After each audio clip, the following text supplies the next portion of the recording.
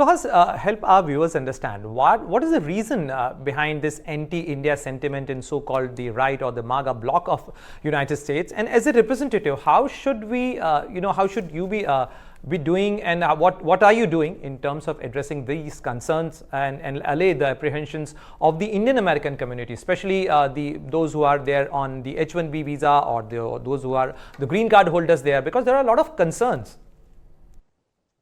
Yeah, I think we should all be concerned. That's why sometimes I'm puzzled by Indian Americans who's wholeheartedly support Donald Trump. I wonder what their support is right now. But they were telling me that Donald Trump is a friend of India and a friend of Modi, and that we should be supporting Trump for that reason. So there's a lot of silence right now from those people. But the other thing that I try to make them understand is, visit my social media. My first post as a member of Congress, I was sworn in. I decided to be sworn in on the Bhagavad Gita.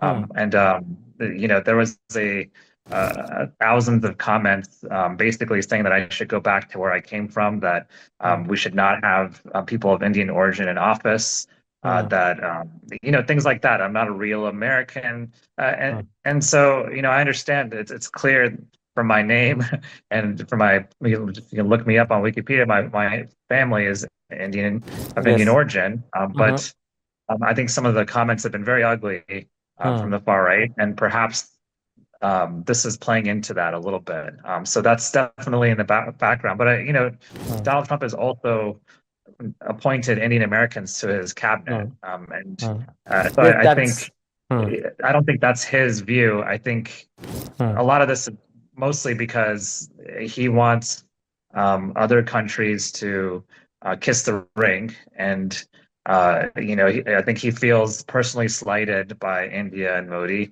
and but that's the extent to which I know. But the only way to explain sort of these these tariffs, because it can't just be the oil that they're buying from Russia, because Europe buys oil from Russia as well, probably more Absolutely. so. And it's been a policy for a while now. It's not a new policy of India purchasing Russian oil. And so the fact that the timing of having spoken to Modi and it not going well, and then the tariffs after that, fighting Russian oil seems like an excuse more so than real policy making and a real policy reason. Absolutely, Suhas. And many people also think in India that this is not about tariffs, and especially with President Donald Trump hosting Pakistan's army chief while imposing steep tariffs of India, some see a shift in US South Asia policy here. Does this approach, pairing the economic punishment with the geopolitical favoritism, threatens the Quad unity against China, where India remains a key player, as you mentioned? Yeah, absolutely threatens the unity of the Quad. It threatens our standing. I mean, this has been a pattern in the Trump administration of really undermining our relationships with our allies across the world, while trying to still, it's Donald Trump who made overtures to Putin. It's Donald Trump who met with Putin in Alaska. And it's Donald Trump who's sort of taken his side in many instances in the Ukraine war. I think Putin now is wearing on him. He's realizing Putin is not working in good faith to end the war, and so perhaps that's part of it. But I think it's a little hypocritical what Donald Trump is doing, and I absolutely oppose his policy on this. And I think it's not smart for anyone. I look at this long term, and I think this will be a roadblock. I'm optimistic that we'll get things back on track.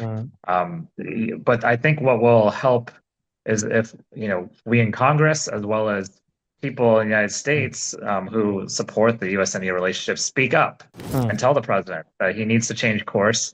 I think that kind of pressure actually does move him.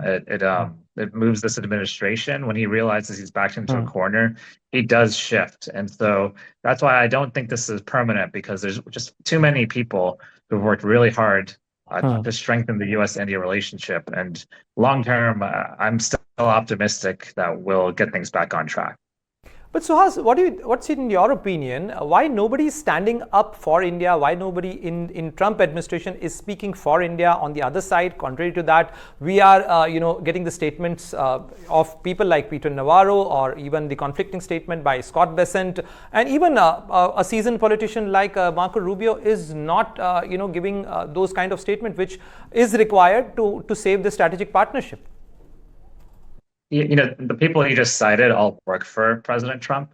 And so I think they're a little more reticent to say things that would fly in the face of the president's views and policies.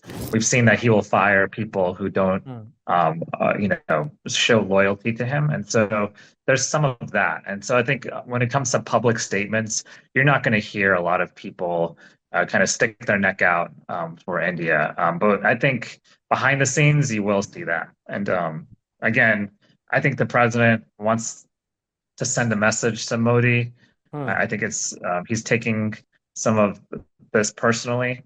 And but usually when there's been situations like that, it tends to be more temporary than permanent. And I just, again, the tariffs are a really difficult roadblock, but I think that's all it is a roadblock that we will see lifted eventually, because I think there's going to be too much public pressure long term.